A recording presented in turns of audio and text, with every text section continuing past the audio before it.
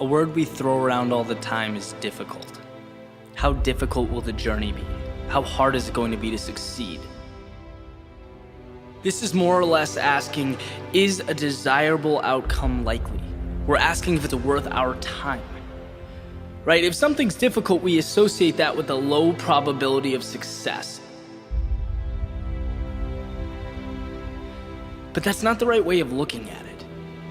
If you want something enough, difficult becomes your best friend. It's your greatest asset.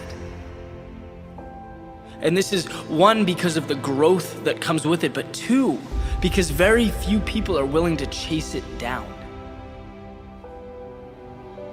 The reality is, most people are average. And that's just looking at the definition of the word. Right? If everyone was great, greatness wouldn't mean anything. There's something special about it. It's unique. It sets people apart. We generally live amongst people, places, and expectations that make up everything we know. That's our normal. That's our box. But what's particularly interesting is that the people we celebrate, the accomplishments we admire, they go far beyond this sort of confined view of the world. So where is the line? Something's weird, it's abnormal, it's looked down upon, until suddenly it's not. You snap your finger and it's cherished. That guitar player practicing 15 hours a day, it's lame. They don't have a real job, they're not contributing anything to society, and then he or she puts out an album that revolutionizes music, and they're a hero. The whole thought process is counterintuitive, and that's why the words difficult and great are so closely related. Not because it's physically stressful, but because great comes with a hefty mental price tag. Difficult means you are consistently doing what the average, normal, and unspectacular deem to be too great a sacrifice. They're not asking if it can be done. They're not asking if it's possible. What they are really asking, what they want to know, is if they have to break through everyday normality to achieve a result. Do we have to make ourselves uncomfortable? Do we have to give more than we normally would? Do we have to be better than we were yesterday? If that answer is yes, the vast majority say thank you, but no thank you. And that's where defining opportunities open up. Great means you have the desire to set yourself apart. Difficult means you have the dedication and the drive to do the little things no one else wanted to do. There is nothing miraculous about greatness. It is not divine. It is not incredible. It's simply seeing the word difficult as a staircase instead of a brick wall. It means you get the opportunity to both give more of yourself and get more from the world. It is your secret door, your passageway. If the incremental progress, the growth, and the sacrifice are worth the prize, easy, difficult, and everything in between fades away. The only thing worth a second of your time is making sure that every step you take points you in the direction of where you want to be most.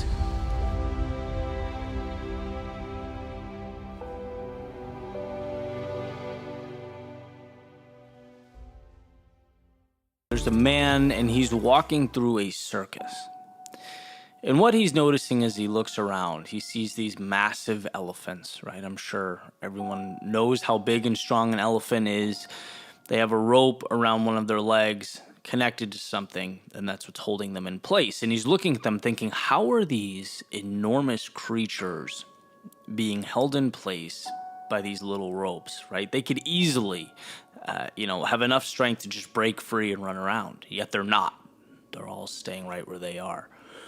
And so as he keeps walking, he finds someone and he asks them, how is it these elephants are constrained like that?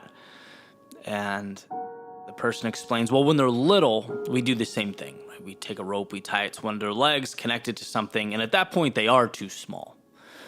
They can't go anywhere. And every day, we do the same thing. And as they get older, they don't realize that they're big enough or strong enough to break free. Right? They maintain the idea that they're shackled by that rope or tied by that rope, that they're bound to the same place. It's mental. Right? And in fact, most limitations are mental. These elephants don't even realize their constraints are self-imposed.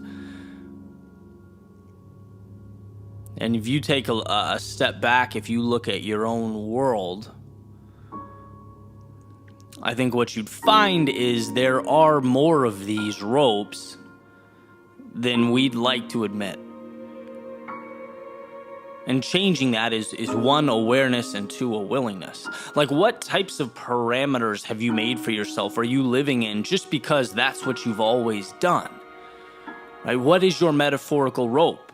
Is it a job? Is it a relationship? Is it a routine? Is it the courage to start something? Like, what is holding you back? What stories have you told yourself? Are you living by that dictate your actions and your days and ultimately your happiness that can change with a tug on a metaphorical rope?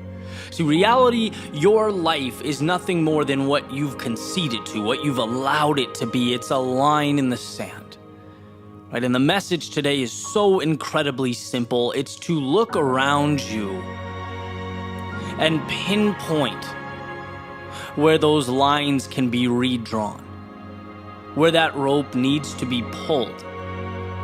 What invisible walls have you created for yourself? Because in life, there's one truth, right? Things only stop when you do. Life stops when you decide to stop. And sometimes you realize it and sometimes you don't. Sometimes you need the reminder to look around you, right, and realize how courageous you are, how much you're capable of if you see beyond the immediate. Because reality was not destined to be. It's what you've allowed. It's what you've created. It's what you've accepted.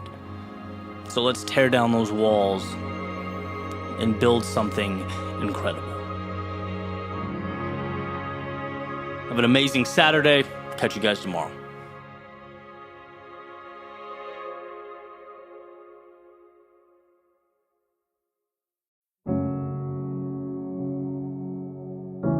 There's a quote that states, life is 10% what happens to you and 90% how you react to it. Which means that your reaction is drastically more important than the circumstance. And that's critical to know. It's critical to understand that nothing, no one in life has more power over your own situation than you. And there's an old story that hits on this point exactly. There's a father and a daughter. And basically the daughter's complaining. She's complaining about life, how difficult things are. She doesn't know how she's going to make it in whatever it is she's doing. I mean, the bottom line is she's tired of the day-to-day, right? And her father gets this idea. He says, come with me into the kitchen. And he gets 3 pots of water, puts them on the stove and turns the burners on.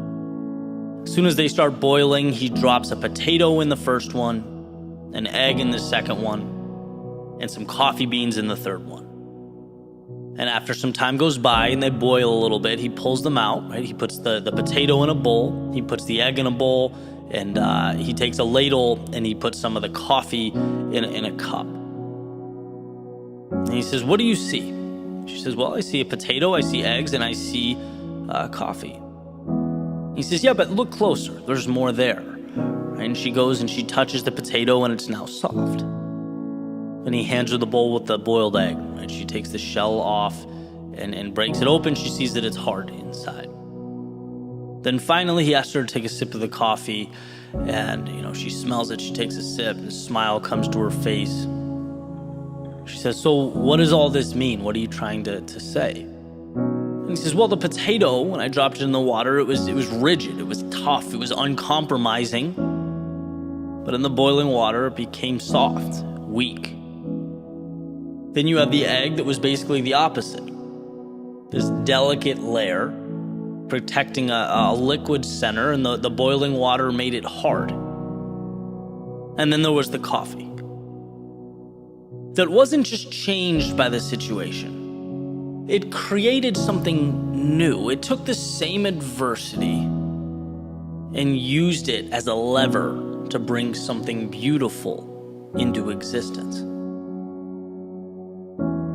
He then looks at his daughter and says, look, when things become challenging, when things become difficult, which one are you? What's your approach? See, maybe the question is not about how challenging the situation is, right? Maybe we've been asking the wrong question. Maybe it's, how do you transform yourself and by default, the world around you? How do you take your strengths, your values, your loves, your joys, your happiness, and let that lead you into something bigger? When life gets hard, and it does, what do you become? I always remind myself, we are not defined by life at peak state. As much as I wish that were the case, right? We're not shaped by the easy days or the times that we floated by. Because those times are great, they're enjoyable, but they're not what make or break us. It's the times that challenge us and ask us to be what we have not yet become. That's the good stuff. And this is another one of those, simple but not easy type things, because on paper it makes sense, it's understood. But it's an outlook that manifests over time. It's slowly stacked piece by piece and brick by brick, realizing that every situation provides you with tools to make something out of an apparent nothing. And then it waits, right? Because fate is in your hands. And I can certainly think of, times in my life. That's one of the reasons I love these stories. I can reflect where each one of those pots of boiling water was relevant, right? I can think of times I was too headstrong, like the metaphorical potato. I thought success would be easy. I thought projects would be simple to execute. I spent months doing things that just weren't good because I didn't ask, what does the world need? I asked myself, what do I want to give the world? And there has to be a marriage there, right? And it was a quick reminder that the world owes me nothing. I was humbled or softened, as the story goes. I've been the egg, I've been timid, I've been uncertain, thin-skinned, worrying about what people would say or the content I was creating, worried about perception. How would things look if I failed? And very quickly, I learned that when life is a game of comparison or one-upmanship, when you do things for reasons and people other than yourself, can't win. You overcompensate. You do things for the wrong reasons and you lose yourself. You become hardened. And then there's the good stuff, right? Getting to the coffee, not bowing down to the circumstances, but shaping them. Not letting life dictate how the story goes or the fate of your character. And what's interesting is I'm pretty sure that being that metaphorical egg and the potato, they lay the foundation to become the coffee, the life lessons, the falling down, the picking my ego up off the floor, learning to trust myself, not be led by the opinions and expectations of others. You essentially learn that you can take the world around you and change it, that it is malleable, it is flexible. You have that power. You have that ability. It's up to you to believe it. And that's critical because no one comes along and co-signs that understanding for you. It's an internal process. You start to learn that things aren't there to provide instruction. They're there to propel you. But can you see the unknown as the opportunity, the obstacle as the way, and the loss as the armor that you pick up during the journey? And so, all of these words essentially come to one point. And that point is you have so much more control over your life than you think you do. As I've said before, you are stronger than you think you are. You are more resilient than you can even imagine. And when life tests you, and again, it will, remember that the challenges are not happening to you, but for you. The world isn't taking away what you have, it's giving you what you need. So long as you're willing to adapt with it, to grow, expand out. Because you not only have the ability to change yourself, but the world as well.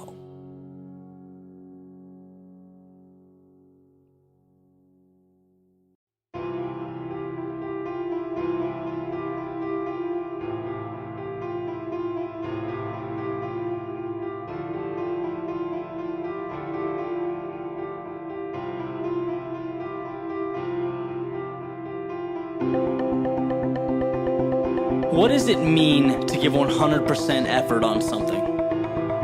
Is it possible to say with absolute certainty that you couldn't have done better? How do you know that you couldn't have run 1 second faster, done 1 more rep, scored 1 point higher? How do you know that there wasn't more in you to give? In terms of human potential, there is no such thing as a limit. It's a fabricated, completely negative, debilitating idea. So why? Why in a million years would you put obstacles in front of yourself that aren't there? In reality, you can always be 1 step better, 1 step further than you are now. That's a fact. And simply knowing that knocks down walls. It opens doors for you to make moves, to progress. Warren Buffett has a great quote on maximizing effort. He's speaking from a business standpoint, and he says the one thing that is absolutely sure to kill a business is complacency. Being comfortable with where you are, thinking that your current effort is sufficient, that it's enough. It isn't. And if you get comfortable, someone willing to pay a steeper price will come along and take what's yours. And there is always someone working hard to do just that. When you think about your dreams, what you're striving toward, I'm sure you have some plan, some routine day in, day out to get there, to make it happen. Maybe you're moving forward, maybe you're in a rough spot. But regardless of your situation, there are positively untapped opportunities to move quicker, to be better. And these opportunities, they just sit there, and they'll sit there for an eternity if you don't recognize them and utilize them. I'll use the example of an athlete. When you break it down, an athlete's work is comprised of physical training, you have the mental component, their diet.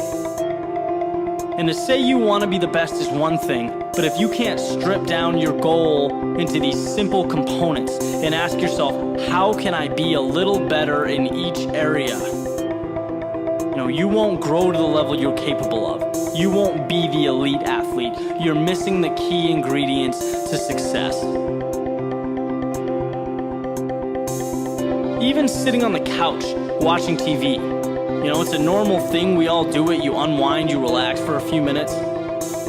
But think about taking that half hour and reallocating it. And instead sending 3 emails to people, who have been successful in your field, whether you know them or not. Who have done what you're trying to do. See if you can connect, have a valuable conversation. Maybe it results in nothing. Maybe it creates a relationship that changes your life. Who knows? But I can tell you for damn sure that the TV will not do that. And this is an arbitrary example, but I think it's an important one because it shows that if you truly want something, you'll use every opportunity to get better, even the little ones, because every second is a game changer.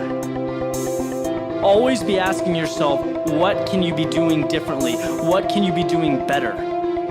Never be content with where you are. Be analytical. Be searching for the next step, because there is always a next step. And realizing this is just the beginning.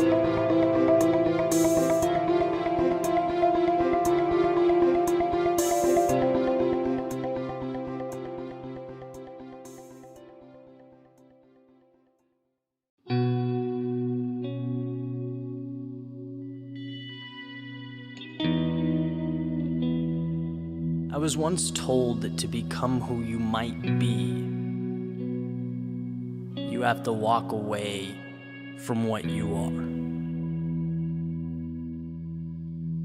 That maybe I couldn't see it at the time, but somewhere locked away in the depths of my soul existed the spark, the flicker of light that would change everything. All I had to do was find it. Those footsteps, they define your destiny. A symphony that becomes your soundtrack, wind for your sails. They are the song that will guide your journey.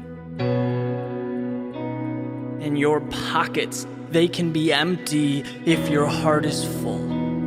The book can be unwritten if you hold the pen. The path can be unclear if you just trust yourself. This is the lens that illuminates your world. And when you fall, promise to get back up. When you feel misplaced, remember that getting lost is how you find yourself. When you're scared, know that it's darkest before the dawn. These are the stairs that will take you higher. Tired is not defeated. Wandering is not lost. Vulnerability is not weakness. Mistakes are not defining. Hardship is not a deterrent. These are pages in the story you're writing.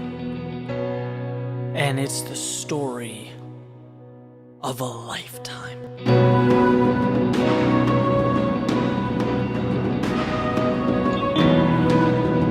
So pull back the curtains. Dance in the moonlight, sing at the top of your lungs, so that every soul from here to infinity ignites.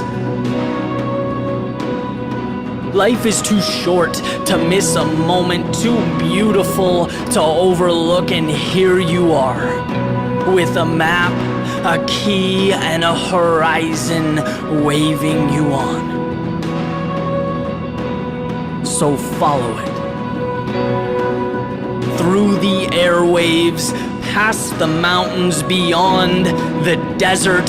Follow it until your legs are weak and your eyes wide.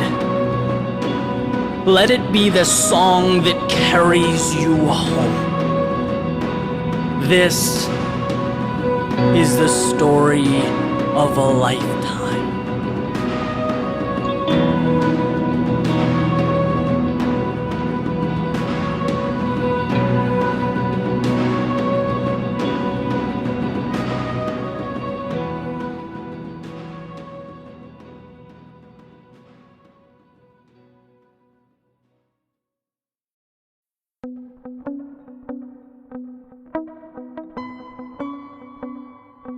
When you ask people what they think stands between them and their goals, there are some pretty common responses.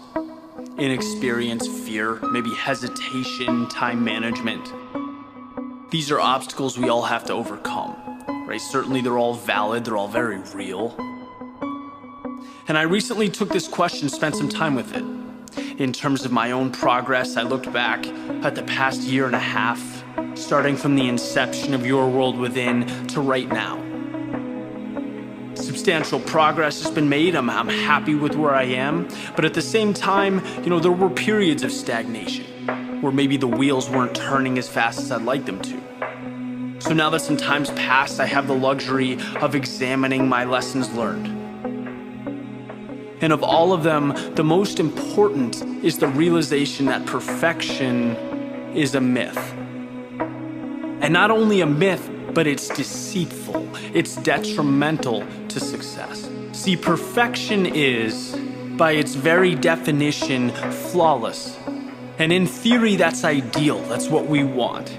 But in reality, it's impossible. Our value lies not in chasing around this false idea of perfection, but in making progress. If you succumb to the idea of perfect, you're establishing an expectation that cannot be satisfied. You aren't allowing yourself to dive in, to gain momentum, to take flight, because you're questioning your judgment.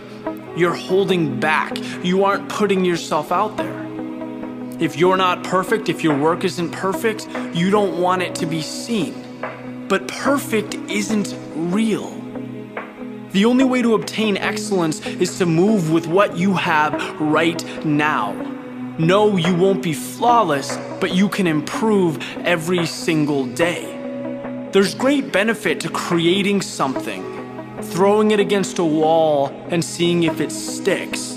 If it does, great, that's a win. If it doesn't, you regroup, you reassess, and you throw it again. That's growth.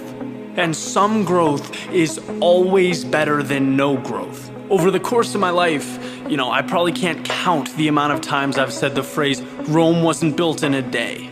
But I've never found a situation where it applied so directly, because you don't build a city, right? You create buildings, you design roads, and everything converges to become a city. Those sequences of events, trials and errors, growth, that becomes your Rome. So it would be crazy for your expectations not to be managed accordingly.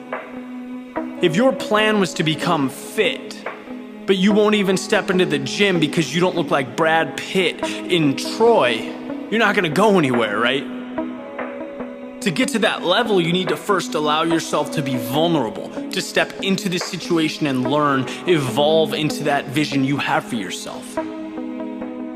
Another example that reinforces this point is an interview I saw recently with Ed Sheeran. He's talking about his first shows, the first music he ever wrote. Playing it for his audience. He still has the recordings, and they're horrible. But that's what got him where he is now. Right, that determination, that progress. He wasn't intimidated to get out there and grow. And now we can sit back, reflect and joke a little bit about his journey. Missed opportunity, regret, that rarely comes from going too fast, from being too adventurous. It comes from being too conservative. Whereas when I look at my greatest accomplishments, the creations I'm most proud of, sure, networking, research, experience played a role, but more than anything, it was having the trust in myself to start, to begin, to acknowledge that, yes, I am flawed, but I accept it. Because those flaws are the seeds that enable something truly unique to transpire. And now comes the part I enjoy, right? Where I can take my acquired wisdom and share it with you, because I guarantee every single person listening to this has something they're hesitant to start, to do, or to become. Never lose sight of the fact that a goal takes time. There's something you grow into. But you need to first allow yourself to take that leap, right? As far as I'm concerned, the only perfect thing in existence is the current moment. Because it is the first step to everything you could ever want.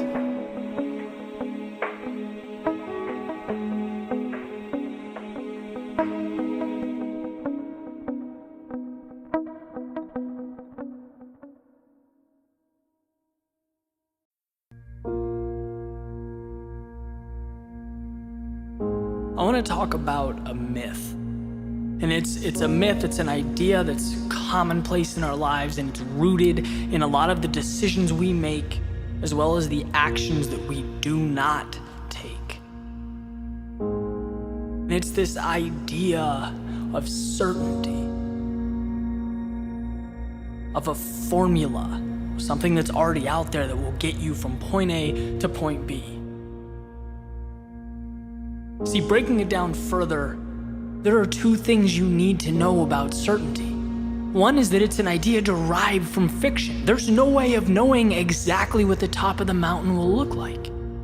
And waiting for that to materialize, to have that crystal clear step-by-step formula, it creates stagnation. We don't have perfection, so we don't move. It's one of those things where you wait and days turn to days and more days and weeks and months and years and eventually regret. Why? Because we were not certain.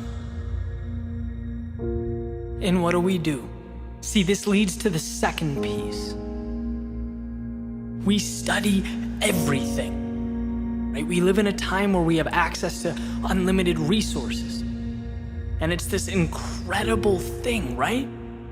We can study the LeBron James, the Jeff Bezos, the Gary Vaynerchuks of the world. We can see exactly what they did. We can see how they think, how they approach problems, how they get to solutions.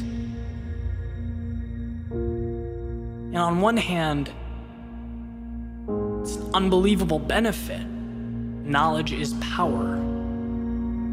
But on the other hand, there's a cost. And this cost can be extremely detrimental because it mitigates the most important thing in your life, and that is your unique self. What makes you valuable? What do you bring to the world? What makes you tick? And I'll tell you right now, you do not find that by studying how Jeff Bezos started Amazon and attempting to duplicate it. You don't find that by simply copying LeBron James' workout routine. Your value, your source of happiness, that's discovered moving forward through ups and downs, falling and getting back up, not once, not twice, but repeatedly. And it's through those trials and tribulations that you carve out who you are. But if you wait for the perfect moment, you'll never find it, which means you will never go through this process. I often think back to my days in the corporate world, in the insurance industry, being in a situation that I was not thriving in. And if someone sat me down and said, Eddie, what do you want to do? What is the top of the mountain? What does success look like to you? I couldn't answer that. But what I did know is that I loved to create. I loved to speak, to write, compose music, produce videos, just put out content. That's what I was destined to do, and I knew it. But if I waited to move until I knew exactly what my life would look like, until there was, this path perfectly paved to the finish line, I'd still be there. I'd be in a cubicle crunching numbers in Excel in a weirdly painted beige room. But sometimes you have to move forward. Trust your gut, your instincts, what you love to do. Embrace the idea, the fact that you'll fall down and you'll get back up. But that it will shape you. And that as you go on living your passion, your purpose, thriving in life, the pieces come together. You have to trust that, even when it's not certain, because I'll tell you what is certain. If you do not move, you will not achieve. That world will spin right around you. I read a book a few months ago called Hatching Twitter. Simple read. It's about the founders of Twitter, Jack, Ev, all these guys with their different ideas and different, notions of what this company is going to be. It started out as, I believe, a online radio company, and it evolved, and there were pivots and adjustments and alterations, and they kept moving forward, and they kept growing. And there's one point where they have a valuation of millions and millions of dollars, and they're having a conversation like, what is our company?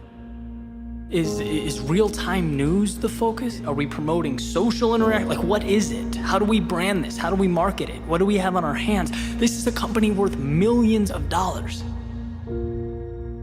Talk about just moving forward, taking it one step at a time. Things will change, they'll evolve, but you have to give yourself an opportunity for that to happen. Imagine if they never left the garage or whatever room they started the company in because they didn't know what it would be in 2017. We wouldn't have Twitter. And that applies to everything around us, right? We have this idea that, things were meant to be, they were destined. No.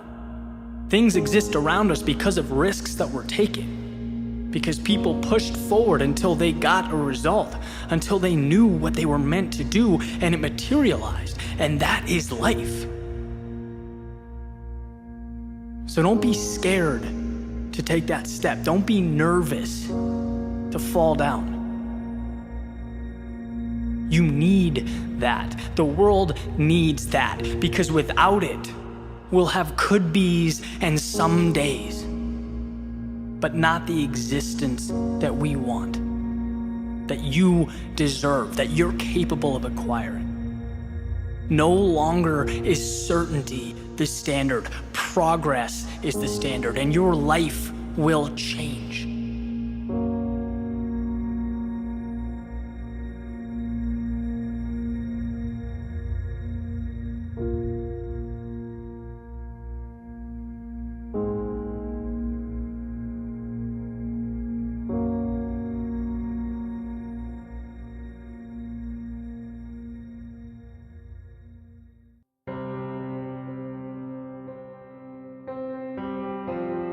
In a limitless world, why set your sights on the obtainable, the prize within an arm's reach? Why not think bigger? Our expectations are the foundation for our accomplishments. The target you aim for is more than likely going to be the target you hit. Which means it's quite possible to do exactly what you set out to do and still drastically underachieve, for the sole reason that you are worth more. You are capable of more than you give yourself credit for, but like anything, if you don't recognize and do something about it, the impact will be minimal. It doesn't matter that you're the fastest person in the world if you never sprint.